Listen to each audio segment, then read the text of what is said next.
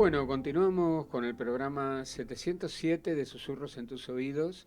17 años en el aire de Radio Sónica, el programa más antiguo de la radio, y desde hace algo más de 5 años dedicado a fomentar y promover las producciones de teatro independiente. En la segunda parte del programa de esta noche vamos a estar hablando de una obra que me cautivó, que me pareció bellísima y que me emocionó hasta las lágrimas, a pesar de ser adulto. Mm. Piero, y lo tengo aquí al pianista, compositor, cantante, actor Hernán Matorra. Bienvenido, Hernán. Hola, muchas gracias por la invitación. No, por favor, un placer tenerte en el programa para hablar de esta obra tan tierna y delicada, de la que ahora nos vas a ir contando algo. Eh, Entiendo que esta obra surge en Europa a partir de un texto de Michel Tournier, Sí, y luego en los 90 un director holandés la toma y hace una primera apuesta, Gus Poncioen. función. ¿Sí? Poncion. Y ahora aquí tenemos una versión muy interesante, de la cual, bueno, la letra está a cargo de Jorge Arbert y Hernán Matorra, quien también tiene a su cargo la dirección musical y la dirección general de Gastón Marioni. Contanos un poco cómo llega Piero a vos. Piero llega de la mano de Frida, Ujú, que es una de las titiriteras junto con Jorge. ujú, Frida hizo varias veces participó de puestas en Europa de esta obra, que entonces ella como que quedó fascinada y siempre tuvo la idea de poder hacerla en español en su país, porque Frida vive en Suiza hace 30 años más o menos, pero siempre, viste que nunca nadie se termina de ir. tal cual. Entonces ella, que le encantó esta obra, siempre soñó con eso, se reencuentra con Jorge Arbert, que vive en Holanda, charlan de la obra, Jorge se pone en contacto con Gus y empieza, podría decir que empieza a traducir la obra, pero en realidad empieza a estudiar traductorado para traducir la obra, Ah, ¿viste? Es mira. como que fue tal la fascinación con el proyecto que se puso a trabajar en eso para adaptar la obra y pasarla al español. Y bueno, esto habrá sido más o menos en la época de la pandemia, así que desde ese entonces que empezaron a soñar con esto y bueno, me conocieron a mí, me ofrecen hacer la dirección musical de esta obra y bueno, ahí yo digo, bueno, ¿quién puede dirigirla? Y enseguida lo llamo a Gastón para contarle, le digo, tengo esto, mirá, es una locura. En realidad el proyecto había sido para el año pasado, o sea, era como para estrenar en el 2022, pero hubo problemas así como para poder llevarlo a cabo. Yo lo hablo con Gastón y dice, bueno, hablemos con Frida a ver si ella está dispuesta a esperar un año más. Y bueno, entonces todo el 22 lo estuvimos trabajando, haciendo ensayos virtuales, uniendo países. Muy bien, muy y, bien. y entonces así le fuimos dando forma. Gastón agarró la traducción, que siempre las traducciones suelen ser más literales, ¿no es cierto?, que las adaptaciones. Entonces adaptó la obra como para llevarla a una a una modernidad, por decirlo de algún modo, porque es una obra ya desde hace muchos años. Claro. Entonces, también trabajó eso, sobre cómo hablar del tema, cómo abordar el tema del que trata la obra, que es el amor, lisa y llanamente, o sea, se podría decir es solo eso, pero bueno, tenía un tratamiento un poco más de otra época, donde el mensaje era que, bueno, que la mujer siempre se termina enamorando del bueno y comen perdices y son felices. Bueno, acá se trató de darle una mirada un poco más dura o más actual al tema. Absolutamente. Bueno, vos venís de una larga trayectoria, digamos, en musicales como Chicago, Como te quiero, sos perfecto, cambiá, que yo lo he visto, me encantó, Hairspray, Cabaret, y también en teatro infantil, ¿no? Y Sí. ahora, ¿cómo es esta entrada? en Piero, ¿cómo la viviste? A mí me encantan los desafíos, entonces todo lo que me mueva de mi zona de confort siempre es un sí rotundo en mi cabeza primero. Y entonces, nada, me encanta porque puedo hacer todo lo que me gusta. O sea, a tocar el piano, le agregué acordeón a esta versión porque es un instrumento que me encanta y que puedo decir que hace poco que lo incorporé porque lo aprendí para tocar en Piaf. Entonces, como que me parece, nada, me pareció una locura desde el principio. Además de que es un personaje, ¿no es cierto? Que no es solamente el rol de tocar, sino que es un personaje que participa y mucho de la obra junto con Gaby Genovese, que es mi partener musical. Sí, y que además entre ustedes se teje, ¿no? Algo que de algún modo refleja o se espeja en los títeres de la obra, ¿no? Esta historia tan particular entre Colombina y Pierrot, bellísima, bellísimos. Además, las marionetas son impresionantes, ¿no? Sí. Transmiten tanta ternura. Y yo escuchaba, ¿no?, cómo los chicos se reían y disfrutaban, pero como decía, los adultos también. Hay un momento que por supuesto no voy a decir cuál, pero a mí se me caían las lágrimas, se me partía el corazón, digo, no, no puede ser, no puede ser, cuando aparece Paletino, ¿no? Sí. Pero maravillosa. El tercero en discordia. El tercero en discordia. Y está esto de la señor Luna y el... ¿no? Claro, eso... Sí. Y Doña Sol. Y Doña Sol. Eso surge por una cuestión idiomática, porque en holandés los artículos están invertidos, o sea, la luna es masculino y el sol es femenino. Entonces, la música que está escrita, o sea, los que cantan son los músicos, los titiriteros actores no cantan, o sea, nosotros cantamos como si fuera con las voces a veces de los personajes, no porque cambiemos la voz, sino porque hablamos en primera persona, claro, como el personaje títere. Como están invertidos los artículos, la música está escrita de esa manera, entonces no era simplemente cambiar el personaje a hombre y mujer, sino que no se puede por la música.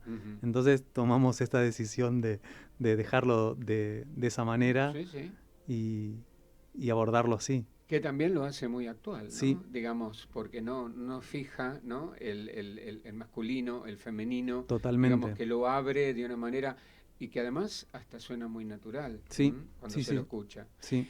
¿Cómo es la sincronización entre ustedes? Porque claro, están los dos titiriteros, están ustedes dos a ambos extremos del escenario, y después están los tres títeres que de alguna manera obviamente interactúan con los titiriteros, pero que casi uno diría tienen vida propia, ¿no? Porque lo ves ahí sentado o a los dos ahí sentados y parece que realmente fueran criaturas vivientes, ¿no? Sí. ¿Cómo es esta sincronización entre, bueno, cuatro humanos y tres no humanos? Bueno, eso fue lo más difícil, según palabras de Gastón también, que era la primera vez que se metía tan de lleno en el teatro de objetos, porque tienen vida, tienen vida los títeres y tienen, como si yo te dijera, reglas y maneras en las que se manejan en el escenario que a veces lleva otro tiempo. Entonces la entrada al teatro fue bastante caótica. Suele serlo siempre, ¿viste? Pero fue muy, muy difícil eso, como cómo ellos se movían en el escenario, en el espacio, y cómo tuvimos que ir adaptándonos de a poco a esa nueva forma. ¿Cuál es tu relación con la música, ¿no? Porque se nota que la más profundamente, maravillosamente tocas el piano y tenés una voz portentosa también, y tu compañera no se queda atrás, ¿no? Hacen un dueto impresionante. ¿Cuándo aparece tu amor por la música, por los instrumentos? Y en principio yo cuento la misma anécdota siempre, que es que me mandaron a piano porque la maestra del jardín dijo, este nene tiene oído musical, porque habíamos tocado en un acto, no sé, Las Botellas, ¿viste? Una cosa así de jardín, y como que había sacado una canción tocando las notas, así, y Y después nunca dejé de ir. O sea, fui atravesando distintos momentos de mi vida, la adolescencia, en donde uno ya era como querer rebelarme de alguna manera, y nunca dejé de ir a piano, como que eso era una constante. Y a los 14 años, ya ahí como que me atrapó. Mis papás me trajeron acá a comprar un órgano, que era una modernidad, y venían de regalo unas clases con un profe, y bueno, me traían de Entre Ríos a tomar esas clases. Después, durante todo el final del secundario, me traían los fines de semana a estudiar acá, y ahí ya nada, como que me dediqué de lleno. Uh-huh. ¿Y cuándo encontraste esta maravillosa voz que tenés para cantar? Y más o menos en la misma época, porque Ajá. no cantaba nada. Uh-huh. Y cuando empecé a estudiar acá, que era como más intensa, me sale, pero no es, sino que como que era más variada la forma de estudiar que en Gualeguay, que era solamente tocar el piano. Uh-huh. Yo soy de Entre Ríos, de Gualeguay.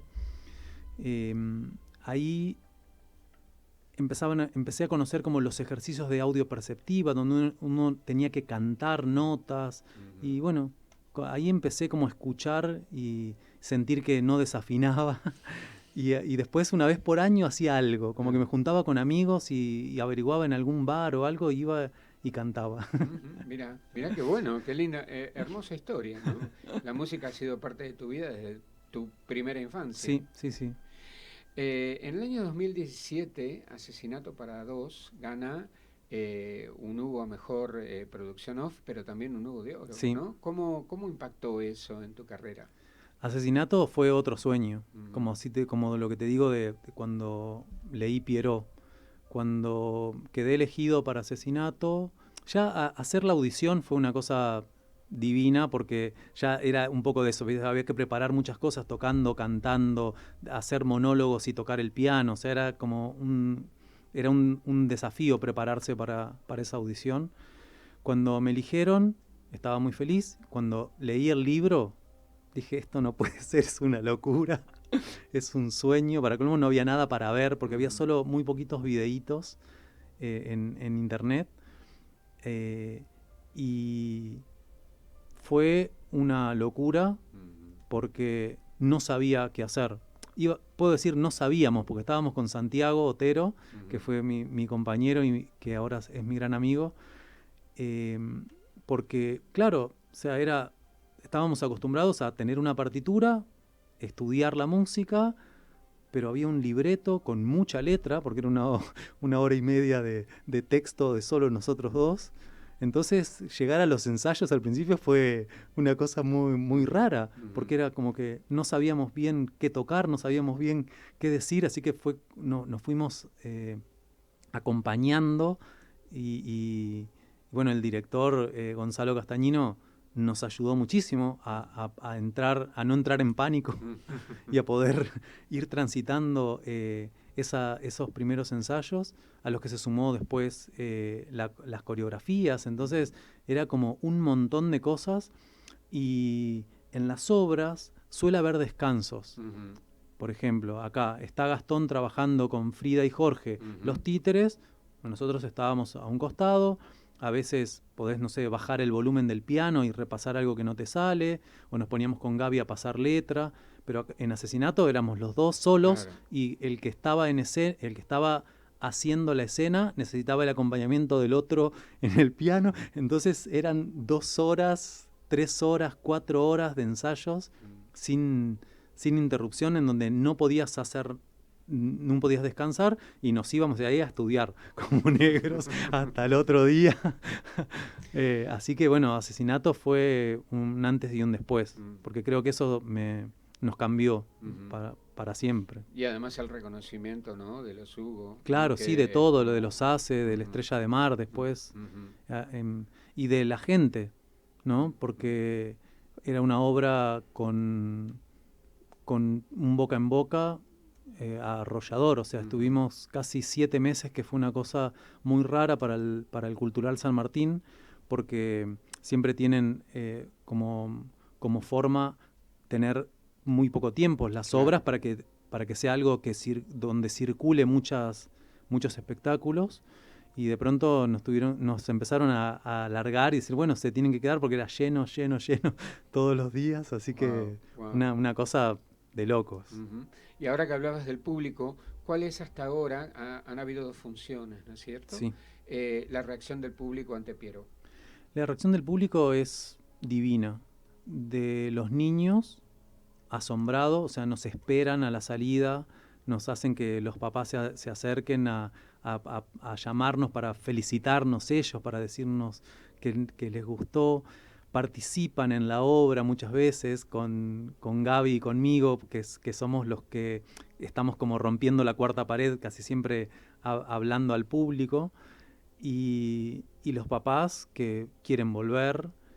Me pasó en el estreno que se acercan 2 personas y me dicen, mira, nosotros vinimos sin saber lo que era. Uh-huh. Solo, me dice él, no para como halago, me dice, solo porque vi que estabas vos, dije, bueno, voy a ir a ver esta obra, que es el estreno. No sabíamos qué era, y cuando nos enteramos que es un infantil, como dijimos, qué raro, y ahora te digo que nos fascinó y que vamos a volver con niños porque es hermoso. Y es hermoso que tener esa devolución del público. Sí, yo creo que la magia de Pierrot pasa por el hecho de que, si bien es para niños, apunta mucho al niño que cada uno de nosotros fue. Entonces es imposible no entrar en la historia. Es altamente disfrutable y por eso yo la vengo recomendando desde que la vi el miércoles de la semana pasada. ¿Cuánto tiempo de ensayo tuvieron? Tuvimos 2 meses de ensayo virtual. Uh-huh. Y solamente 1 mes de ensayo acá, los 4 juntos, porque estuvimos esperando a que Frida y Jorge pudieran terminar como sus trabajos en Holanda y en Suiza, y ahí sí nos pusimos a trabajar, pero fue solamente 1 mes. Uh-huh. Es muy poquito el tiempo, sí. Sí. Y entiendo que están los miércoles a las 19 en el Picadero, todo enero, todo febrero, y en marzo pasan los domingos a las 16 horas, sí. ¿Es así? Sí. ¿Querés contarme sobre, digamos, todo el resto del equipo que no he nombrado? Sí, voy a nombrarlos con nombre y apellido, por eso agarro acá. Bueno, Gaby Genovese, que es mi compañera. Frida León Beraud y Jorge Albert son los 2 titiriteros que estuve nombrando, los gestores del proyecto. Y como ellos se tienen que volver a sus países, a partir del 15 de febrero van a estar Julia Nardosa y Luciano Mansur, uh-huh. que son 2 actores titiriteros argentinos excelentes que van a poder hacer que la obra continúe. Uh-huh. Y después, bueno, no me quería olvidar de el vestuario de Ale Robotti y de la escenografía de Martina Urruti, uh-huh. que creo que la escenografía y los videos, que son de Lucía Suárez, le dan como el marco necesario a la obra para que esos seres tan chiquitos, porque son muy chiquitos, ¿viste? Los títeres sí. Tienen sus espacios hechos a medida, y la verdad que creo que eso es lo que completa este espectáculo. Es maravilloso ver estas 2 casitas, ¿no? Y verlo a Pierrot amasando y poniendo el pan, ¿no? en el horno. Lo mismo que verla a Colombina lavando la ropita, colgándola. O sea, ya ahí hay algo de ternura y de inocencia con lo que uno no puede dejar de identificarse. Por eso digo que no es solo para niños. Sí, viste, y es increíble, porque a mí me pasó mirando los ensayos, cómo no, porque son títeres que los articulan ellos, ¿no? No son manejados con un actor invisible, sino que son ellos moviéndole los brazos, o sea, están todo el tiempo interactuando con el títere, y dejas de verlos. Claro. Hay un momento en el que pareciera que realmente se están moviendo solos. Es una cosa tremenda. Sí, eso me pareció maravilloso, porque también muchas veces he visto que tienen los palos, ¿no? Claro. Que van manejando, pero en este caso están directamente manipulando el cuerpo del títere, ¿no? Sí. Y le otorgan, le insuflan vida, ¿no? Sí. Y esto creo que es lo que lo hace tan creíble, y uno entra enseguida y se identifica con estos personajes, ¿no? Sí, No queda sí. otra. Sí. Las canciones son bellísimas, hay una que fue mi favorita, ¿no? Cuando viene el carro ese, que viene Paletino, es maravillosa, ¿no? Te da ganas de levantarte y no sé, bailar como un niño, ¿no? Por eso digo, tiene tantas aristas de interés para el público, no solamente chiquito, sino también para nosotros los adultos, que nos hace tan bien olvidarnos por una hora y pico de todos los problemas y entrar en este mundo mágico de esta historia, que además, como bien decías, ¿no? En esta traslación a nuestra realidad, eh, no tiene, yo no sé llamarlo final feliz, es feliz pero no es feliz, digamos, no es el que nos venden, ¿no? Claro. Como final posible, donde esto de, bueno, fueron felices, comieron perdices hasta el último día de sus vidas. Acá queda como un poco abierto, ¿no? Termina bien, pero queda como un poco abierto. Sí. Y esto me parece que, especialmente para los niños, los prepara para posibles desilusiones o ciertas incertidumbres con las que tenemos que lidiar en la vida, ¿no? Sí. Y eso es no vender un cuento. Claro. ¿No? Sí, sí, sí. Mm. Es como que es real. Mm. O sea, te muestra, Claro, o mejor dicho, te muestra las realidades. O sea, cómo puede ser una historia de amor en la actualidad, de muchas maneras.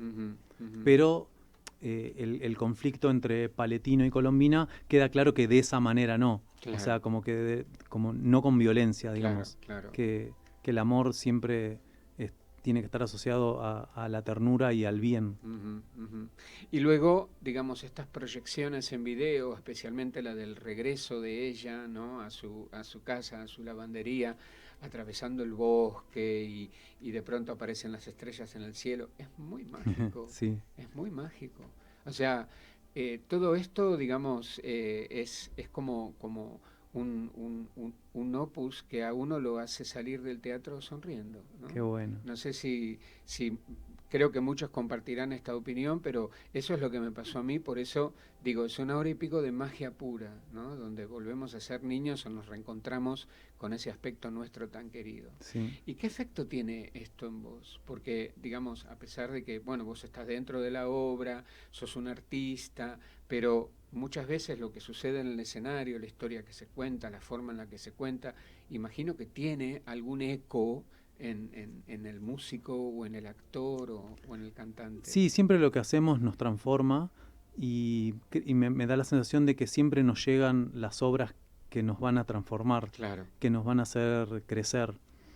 En mi caso, siento que me hace crecer mucho en lo personal, en lo musical, como artista, y después esto que te digo que no siento que me haya pasado otras veces de sentir tanto amor a la salida del teatro, tanta buena reacción de niños muy chiquitos que casi no pueden expresarse, ¿viste? Y te dicen solo, me encantó, qué lindo. Claro, eso no debe tener comparación, ¿no? Sí. Porque es realmente, ahí sí te lo dicen desde el corazón, sí. No hay ningún tipo de pretensión, ¿no? Y tener ganas de ir a hacerlo también, Claro, eso, ¿viste? claro. Que esperamos el miércoles porque es nuestro momento, ¿viste? Estar ahí, prepararnos y salir. La función dura solamente 50 minutos, 55 minutos. Es muy cortita. Ajá. Y sin embargo es como intensa. Claro. ¿Viste? Es como que no te deja pensar. Es como. Sí. Pasa todo en ese corto periodo de tiempo que, bueno, subjetivamente yo lo viví incluso como un poquito más largo. Mirá, ¿no? sí. Tal vez es el deseo de quedarte en un lugar cuando te sentís bien, ¿no? Y contento. La relatividad del tiempo. Exactamente. Bueno, Hernán Matorra, muchísimas gracias por haber venido esta noche a Susurros en tus oídos. Todo lo mejor con Pierrot, que es la verdad una obraza, la recomiendo, no se la pierdan.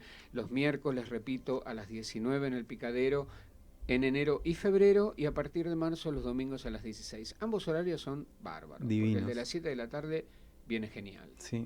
Así bueno, que bueno. Sí, es un agradecimiento enorme a Sebastián Blutrasch, el dueño del Picadero, que se apostó también a que podamos hacer la obra que es una cosa media rara, ¿no? Estrenar un infantil en enero.